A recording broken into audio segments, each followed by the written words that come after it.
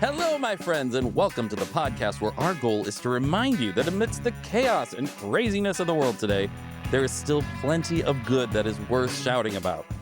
In each episode, we highlight the stories of another creator of good in the world. Nonprofit, for-profit, it doesn't matter. We know that when you use what you have to add to the world, we can make the world better. This is Creating Good with me, Matt Barnes. Let's create some good. Hello again, my friends, and welcome to another episode of Creating Good with Matt Barnes. I'm Matt Barnes, and we have an amazing show for you today. Two of my favorite people in the world. I feel like I say that. I have a lot of favorite people, but these two really are.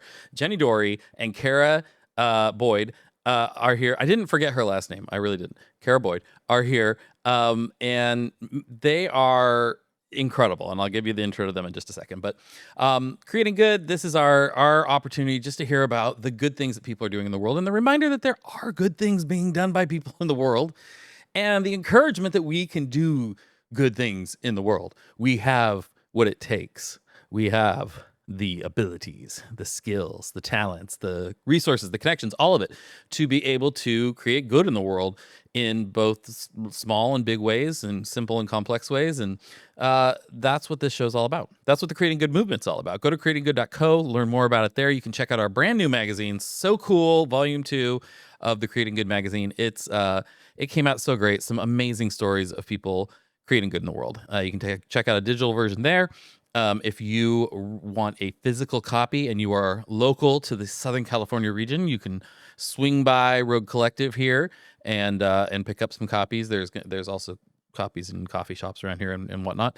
But and if you really want a physical copy and you don't live near here, email us at hello@creatinggood.co, and we might be able to mail you a few. That could probably happen. So today we have some really amazing creators of good. Jenny Dory and Cara Boyd are kindergarten teachers. They have taught 4 of my 5 children. And I say this in the interview, but they would not be here if they were just their teachers. They've had other teachers who are amazing, who I probably will not be having on the podcast. They're here because these ladies are exceptional. And you know, my background is originally in education, so teachers I may not be every teacher's best friend, because I have high standards in that area.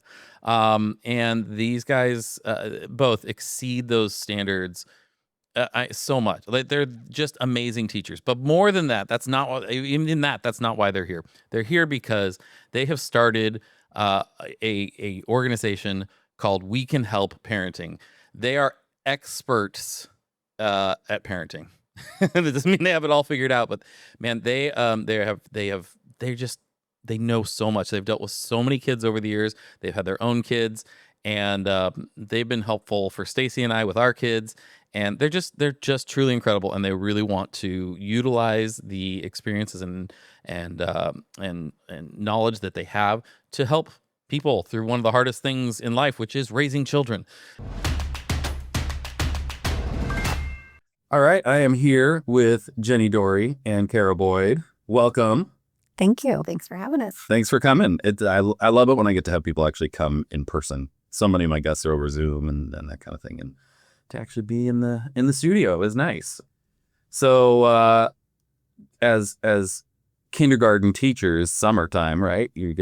This is your break, except for I know you're doing some work. You're teaching swim. I do. I teach swim. And you're renovating something at your house? I am converting a little space into an apartment. Awesome. Doing some tutoring. Keep them busy. All right. Before we jump into things, we always start with a segment we call 3 random questions. And It's just 3 random questions. Are you ready? Here we go. What was the first movie you saw in a movie theater? The first one that comes to mind for me is Jaws, but I'm not exactly sure if that's the first movie, but that's the first one I'm thinking of. Yeah. And I think mine might have been Star Wars. And the story goes that I cried and said, "Daddy, take me out of here," when the stormtroopers were filing down. Nice. Okay. Good, good. All right. Question number 2. Let's go with, what is your favorite season? My favorite season is probably fall because I like that the days are still long, the nights are still long, so it's light in the evening, and I just think it's cozy, but also like warm. I love all the seasons. If I had to pick one, being an Oregonian, spring was always just beautiful because you come out of this dreary, glum, gray wintertime. Yeah. Which is fun for a while, but by the time it's over and the crocuses start to pop through and the daffodils start to pop through, it's just a beautiful time. Yeah. So I'd say spring. I think spring's my favorite too. Spring and summer. Those are my 2. And lastly, what did you have for breakfast this morning? I had overnight oats with oats and chia seeds and protein powder and almond milk, and then I added some blueberries. That sounds delicious. That sounds delicious and impressive. That was better than I did this morning, but I wasn't too shabby either. I had avocado toast with an egg. Oh, fancy. You guys are fancy. It's summertime. We have time to do that. Yeah. Yeah. What is it? What's the difference? What does it look like in the school year? Is it a completely different breakfast? 90% of the time, I usually start my morning with a smoothie. Okay. That's good. Whether it's school time or not, but All right. And for me, I'll either do overnight oats because you can make them the night before, or Greek yogurt and berries, but always coffee 100% of the time. Oh, yes. You gotta have the caffeine. 100% For, of the time. for sure. Mm-hmm. Okay. Well, you have passed 3 random questions. Congratulations. Thank you. You survived. So now, normally this is where I ask our guests, what is your origin story? How did you get to where you are? But there's 2 of you. So you 2, interesting to me, have been on a journey together for a very, very long time. How did you guys connect, and how did you kind of get brought to where you are now, which is not just teaching still, but also with We Can Help Parenting? yeah.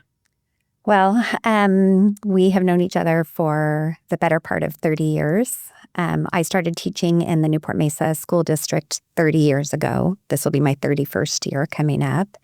And I was teaching at Wilson Elementary, which is an amazing little school, actually really close to here. And then I was charged with teaching a K-1 combo, so kindergarten and first grade in the same classroom. And I started the year doing that.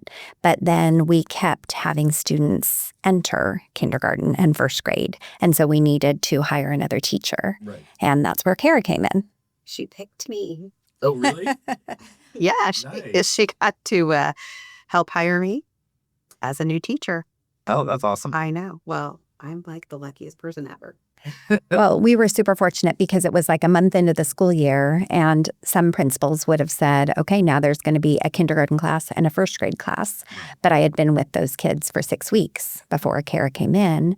And so we were able to co-teach. And so we worked together, sometimes in the same classroom, sometimes in different classrooms, but we taught both classes as co-teachers, which we just loved so much. Very cool. That was my favorite year of teaching, hands down, which is unusual for someone's first year to be a favorite year. Yeah. But because of co-teaching, it was amazing. We've now, as Jenny said, been working together for nearly 30 years, and we still get to teach next door to each other, which is amazing. But every year we threaten to just cut a hole in the wall so we could join our rooms. Just have a little passageway so that we could just share kids and teach together, because we really have fun doing it. Well, you kind of ruined my next question, which was, what is it like to know that, your best years teaching didn't happen until 30 years in when you got my kids?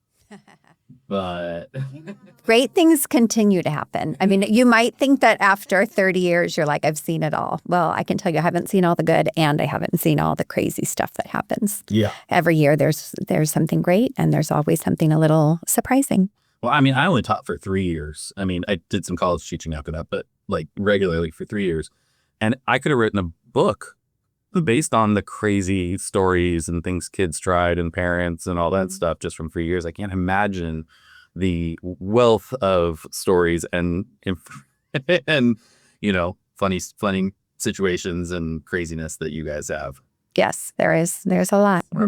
I bet. Well, we've, you guys know this, but for the listeners, I've gotten the benefit from knowing these two, as 4 of my 5 kids have been through your classes, and so as we've gone through that, getting to know you and being very impressed with your education approach and all of that, but also you have this other thing with We Can Help Parenting. What was it what is that, first of all, and then we'll get to what brought that about. Well, actually, I'd like to talk about what brought it about first. Yeah. So I have been married to my husband, Ken, for 33 years. We have 4 kids, and I was the youngest of all my friends to start having babies.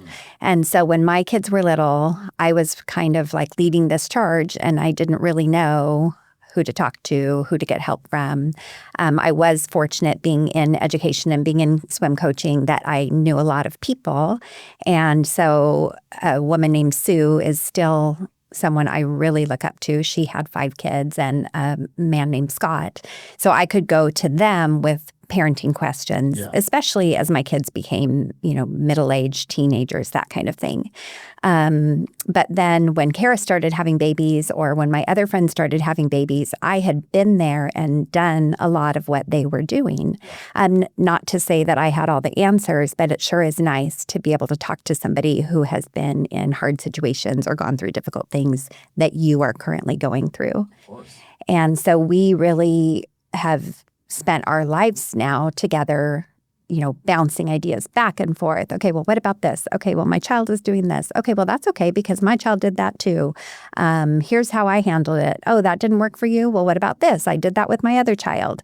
And so we really wanted to help provide that kind of a resource for parents, because parenting is hard and it really does take help. Yeah. And it takes normalizing that things are not always easy. Yes. And rarely actually easy, but that it's hard. And so we wanted to be there for others because we have seen so much as parents and as teachers. Yeah. And I think that's one thing that stands out to me, is that you guys have, obviously as parents, seen a lot and experienced a lot and sought out, you're maybe a little further ahead than the parents of the kids who were in your classes, obviously, who are kindergartners, or just are in the school system. But also, I was impressed from day one with both of you, with the way that you interact with the kids, the students, and like just watching, even at drop off, like I'm watching parents, including us, learning from you just in your interactions, how you deal with, a kid who is maybe melting down or throwing a fit or, trying to doesn't want to go in or that type of thing. And finding some of that balance between firm but also caring. And so I would imagine that with all the experience of all the kids that have been through your classroom over 30 years, that would obviously very much add to your what you bring to it. We hope that we have lots of tips and tricks that we can share with parents, in addition to what Jenny said. And it's a good time for me to just say what a huge help she was to me, and continues to be in parenting. Spoiler alert, your kids are never done growing up. Yeah. We can tell you that we have kids in their 20s, and we're still talking about how to help them. Yeah. So that's just been such an amazing blessing for me in my life. And in addition to that, we started recognizing when we talked to parents that the questions that they were asking were really more parenting questions rather than academic type questions. Years ago, when parents would come to us, it was, how do I help my child learn the letters and sounds, that kind of thing. Those questions over the years have started changing as I think people have become more open to talking about parenting and acknowledging how hard it is. Right. And so as those questions increased, we started saying, you know what, I think this is actually an area of need that people maybe are more interested in, and we have experience that we'd love to share. Yeah, for sure. Do you find that parents are open to this, or are hungry for it, or do you get some like resistance? I think it's kind of a mixed bag. Yeah. I think parents are really interested in it and they're really scared by it, maybe. Yeah. I think it's hard as a parent to think, oh, I'm not doing a good job. And that's not the bottom line for parenting. Like for me, who can benefit from getting parenting help? Anybody who works with kids. Yes. Because everybody can learn just different strategies for communication and different ways to get around things. So it's not about a parent being a good parent or a bad parent, because far and away, everybody is doing their best. And that's all we can ask of parents, and that's all we can ask of kids. But I think sometimes parents are a little bit hesitant because it makes them feel bad, and that's not what it's about at all. So how do you approach that differently? Like, how do you help get past that with some of these parents? Well, first of all, I don't think that either one of us is interested in pushing our beliefs on them. And certainly as teachers, that's not our primary job. Right. But for those parents who are interested in reaching out, we are more than happy to help. And in addition to that, we simply just model for people who maybe are less interested in asking. Yeah. But we know, just like our kids are always watching us and learning from the things that they're seeing and hearing, parents, just like you said at drop-off, are watching and listening. And so sometimes parents are learning that way. And that can be helpful. Well, and I think one thing, as I was asking that question that I was thinking of with you guys, there's a lot of, parenting influencers and people on Instagram giving their parenting advice and all that kind of stuff. And a lot of it's really good stuff. I mean, the content's really good. But one thing that I've noticed over the past few years, I mean, since I had kids, is so often they sort of talk to you the way they tell you not to talk to the kids. It's kind of condescending. I don't know that they mean to be that, but they very often start with, stop doing this. And then that immediately puts, even though what they're saying content-wise is good and correct, how they're saying it is putting me on the defensive instantly of like, well, I didn't, like it puts you in that place of like, I'm not trying to be a bad parent. And I've never gotten that from either of you. It's very much like, let us help you. When this happens, consider this, think about that. And oh yeah, I can do that. One of the things that we have always said is take what feels right for you, take what you can use, and leave the rest. Yeah. We're not here to tell you that there's any one right way, because there isn't any one right way. And every child needs different strategies. So it isn't about right and wrong. And I agree with you about some of the influencers, which, as you said, sometimes have some really great ideas. Yeah. But sometimes I feel like, and going back to your previous question, that there is kind of an element of shame. Yes. I think that parents sort of have that feeling of like, oh, God, I screwed it up again. Oh, I did that thing again that they told me I'm not supposed to do. Right. And that just makes things harder. Yeah. Right? So take what works for you, let the rest go, and don't be afraid to say, man, well, two things. Don't be afraid to say, wow, I tried this thing and it worked and it feels so good that it worked. I mean, take your wins because you have your wins. And don't be afraid to say, holy cow, I just lost it. Right? Not sure what I'm allowed to say on here, but anyway, right? You could fill in the blanks. Like, I lost it. That was terrible. And what do I do now? Because everybody does that, including me. Yeah. Right? Yeah. Being lifelong educator. And I think parents tend to get hard on themselves when they have those times, if they care, if they're, I mean, there's obviously those ones out there that, whatever, we won't get into that. Yeah. But for the parents that, that are trying to be good parents, they get hard on themselves and I think they maybe lose sight of, actually, in some ways, those are opportunities to help your kids see that they're human, that you struggle with things just like they do. It's really the follow-up and the overall bigger picture of what you're telling them. If they know they're loved and they're cared about, there's a lot of room in there for those conversations and for that grace. You don't have to be, they're not going to cling on to that one time you screwed, or whatever.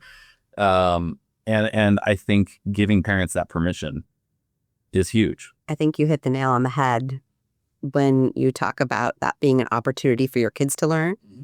If they don't see you teaching them how to correct something that you did incorrectly or, you could have done better, they don't have that opportunity. We talk about it as normalizing the redo. Yeah. And so it's so important that when we mess up, we go to our kids and say, whew, I really did not do a good job there. I apologize for that. And I'd really appreciate it if you'd let me retry that.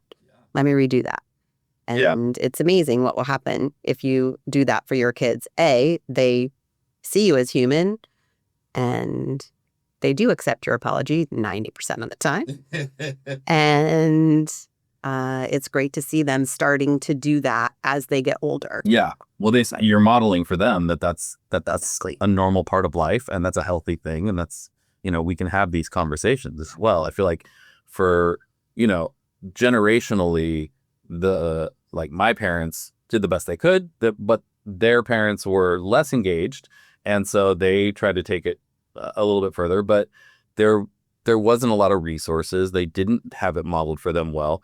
And this generation's going, okay, we had it modeled for us maybe a little better than they did, but still, I mean, I can't remember my parents ever apologizing to me for anything, and but going like, I want to do it better.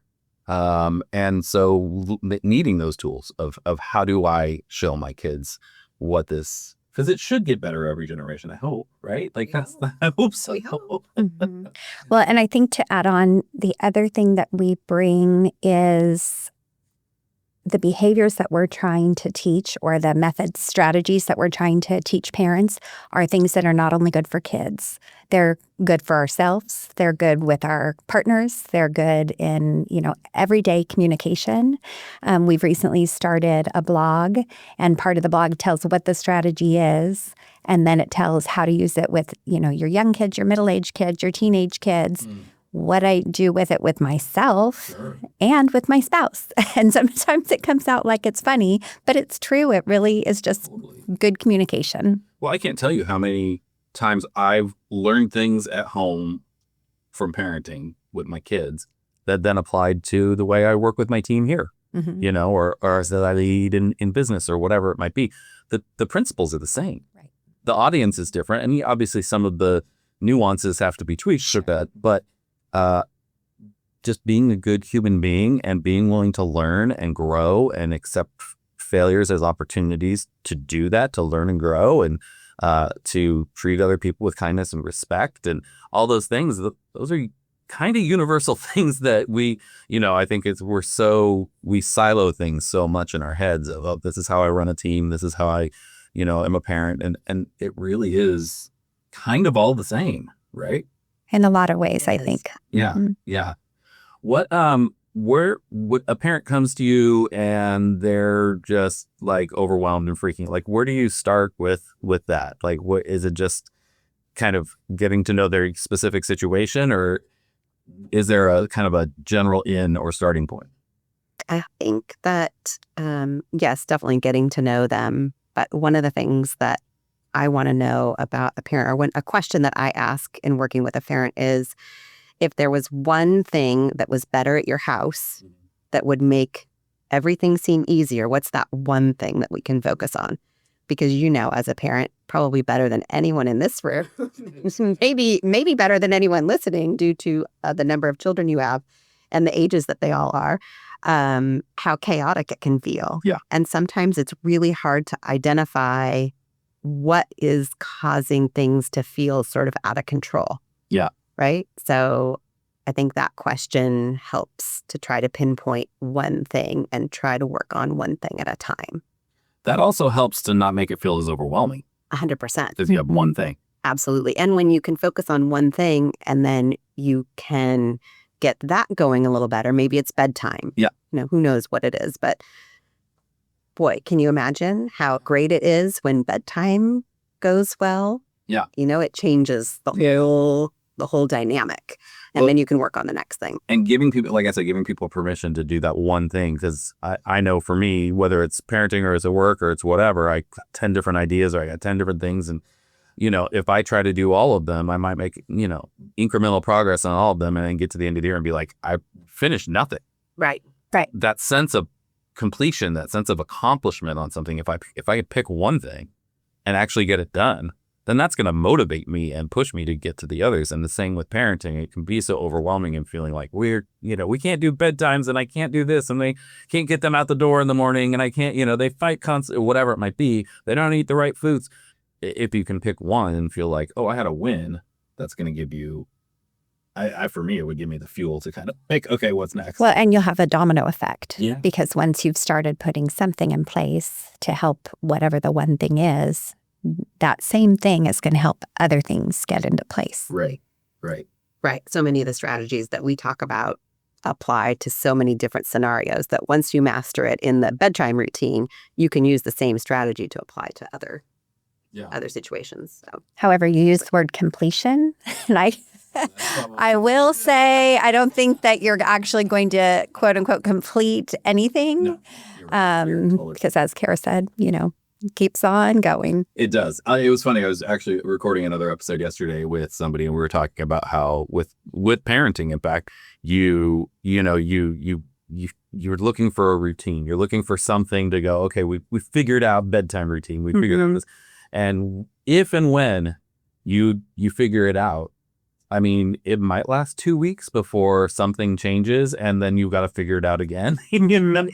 Because there's just always growing and new things and, new stages of life and all those things, and nothing lasts. And if you add more kids to it, then that's even more complicated because the puzzle's constantly shifting in many different places. And balance is a tricky thing to find when the weights are always changing on each side of the scale. Yeah. And so true. It's so true. I think a lot of the strategies that we try to help parents with are things that help you address any situation so that you feel like you have some tools in your tool belt, because parenting is so dynamic. It's changing all the time. Mm-hmm. Every child needs something a little bit different. And so it isn't about, here's how you do bedtime. First you do this, and first you do this, and first you do this. It's here's a strategy. First we put on our pajamas, then we brush our teeth, whatever it is. The steps, what are the stages? How do we?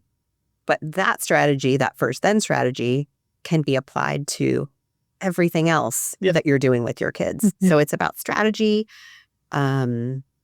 versus specific, here's how you do this. Right. What about mindset? Like for me, as you were saying that, because when I realized that there's no complete, right? There's no hey, we made it, right? Instead of being in the beginning, I think I got constantly frustrated with that because it was like, oh, we finally found something that worked, and then it stopped working, and then you had to readjust.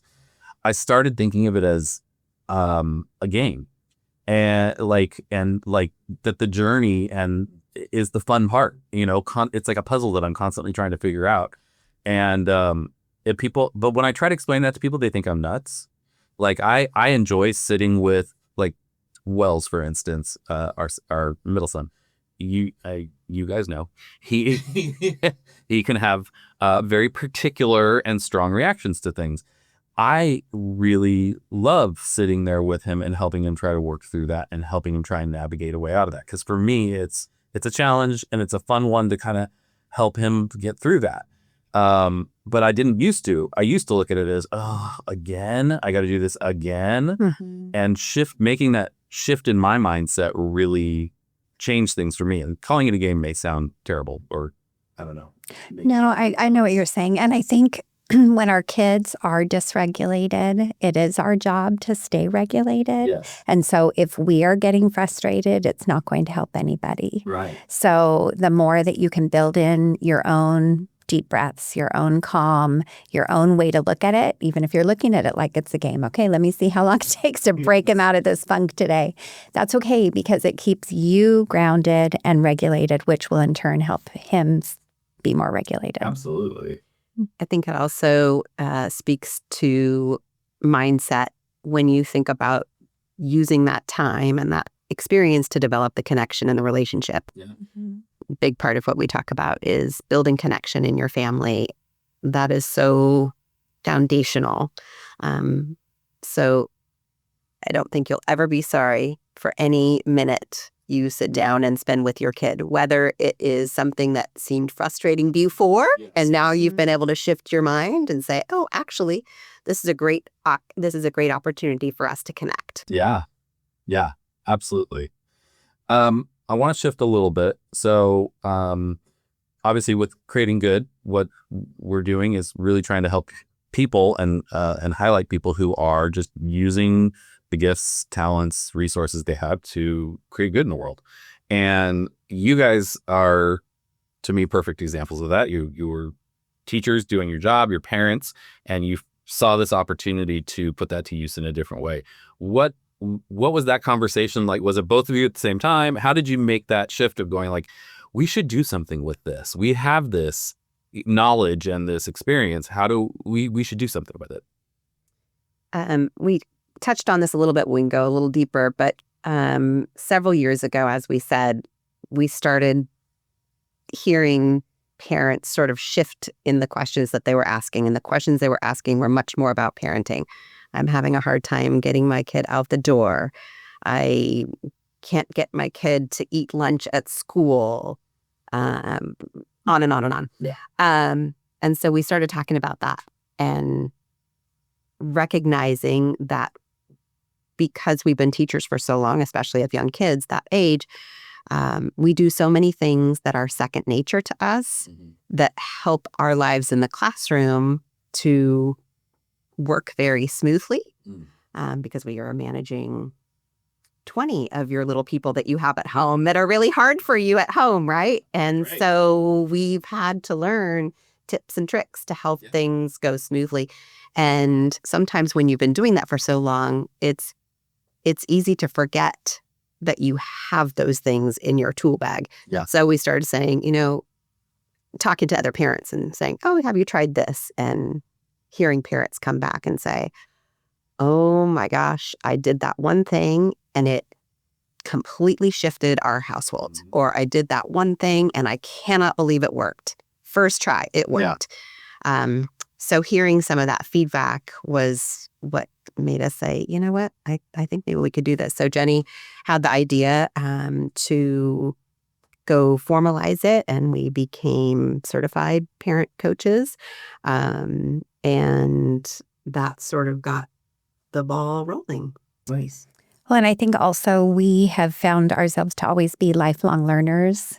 So, I don't know, 23 years ago, we got our master's degrees together in educational administration and leadership. And then about 19 or 20 years ago, we got our national board certification in early childhood, early childhood generalists. And then we became like technology leaders at our school or in our district. And we just kept wanting to learn. And this was a really great step in our learning on how to help others with parenting. Yeah. Yeah.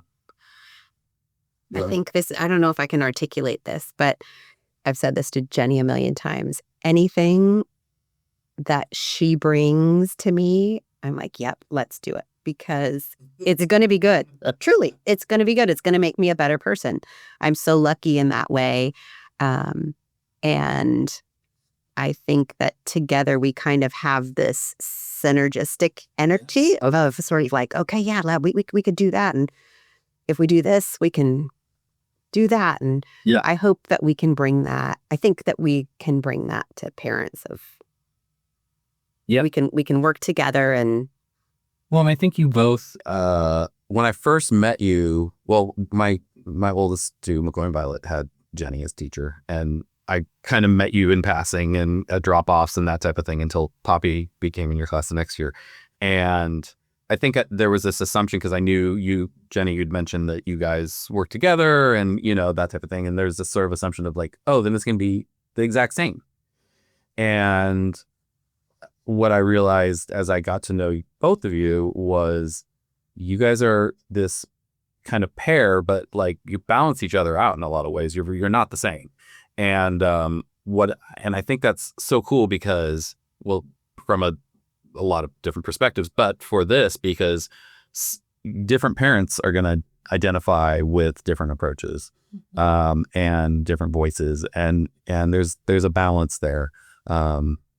Obviously a lot of similarity and common ground, but you guys kind of present the full sort of, I don't know, spectrum of like approach and tone, and I feel like everybody's going to identify with one of the two of you, if not both of you.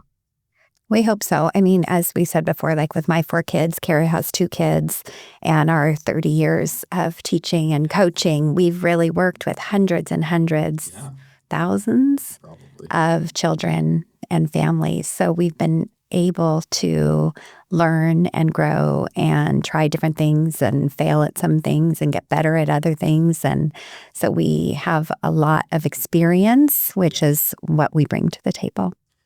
And I think in addition to that, I think another thing that we do that hopefully is reassuring to parents is we're both okay saying, I don't know, or let me think about that, or let me ask Jenny what she thinks about that. I have an idea, but I want to see if there are other ideas that maybe would work. And I don't think we do enough of that in even our world today.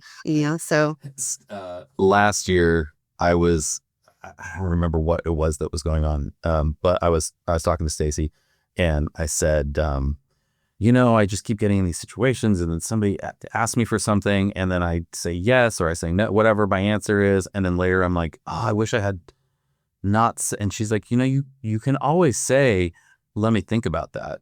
Mm-hmm. And I was like, oh. That's one of the parenting strategies that we talk about, Matt. Let me talk to, or I need to run that by, or even with the kids, let me run that by your mom and see, and buy me some time. And it was funny. I was speaking at an event last year, like 6 months after we'd had that conversation, and we did Q&A at the end, and somehow that came up, and everybody was like, that was the best piece of advice.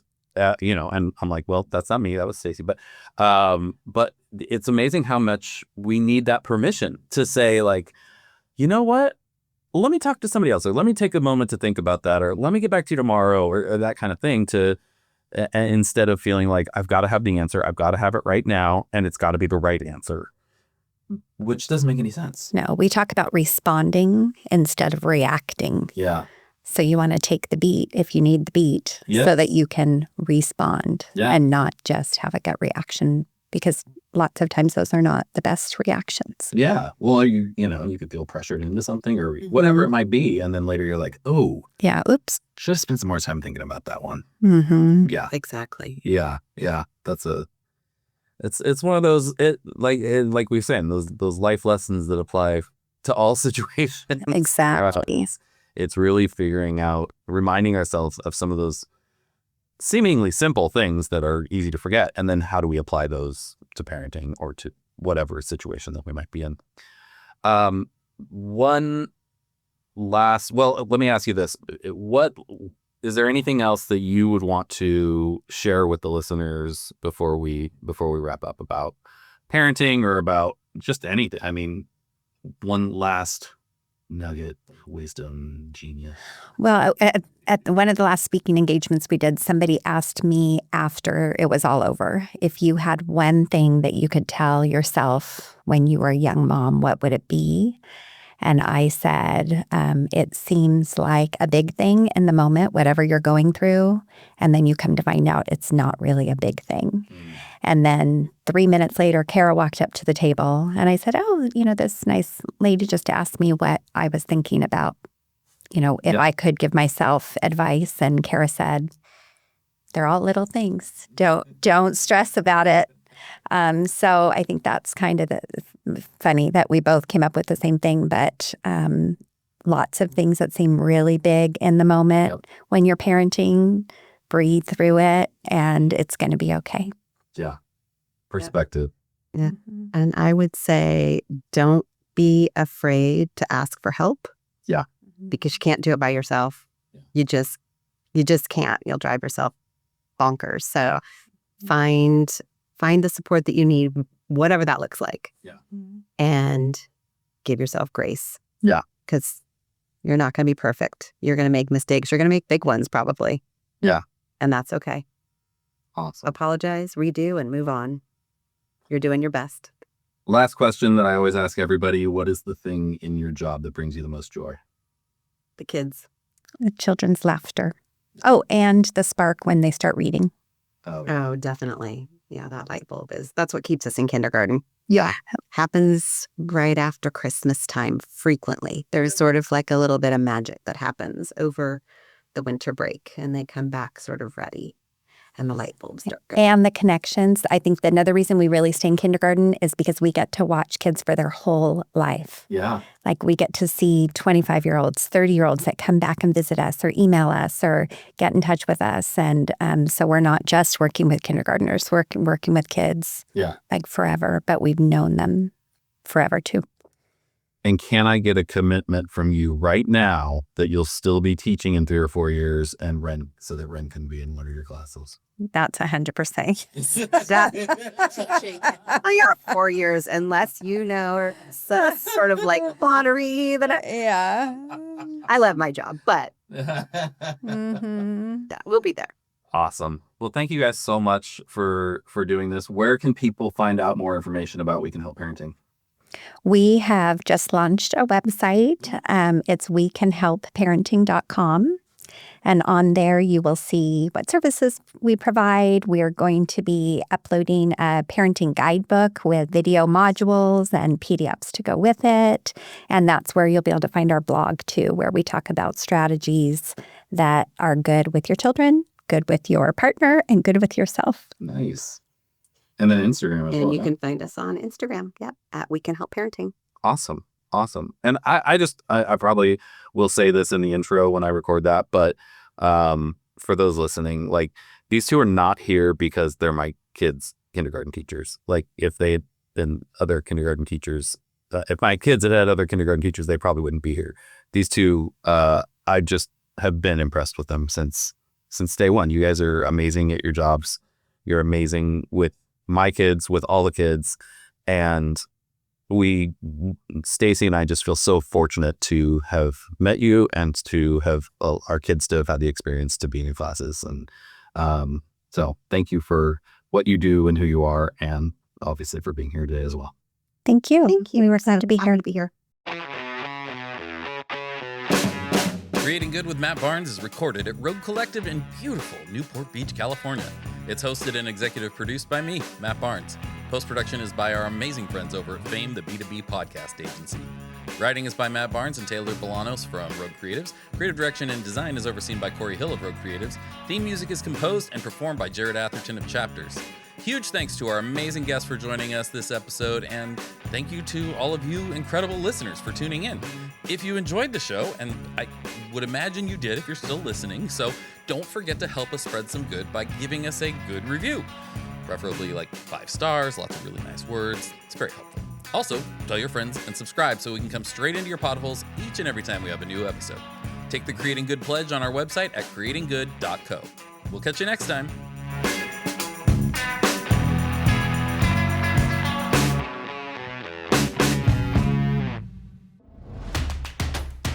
This has been a Rogue Creatives production.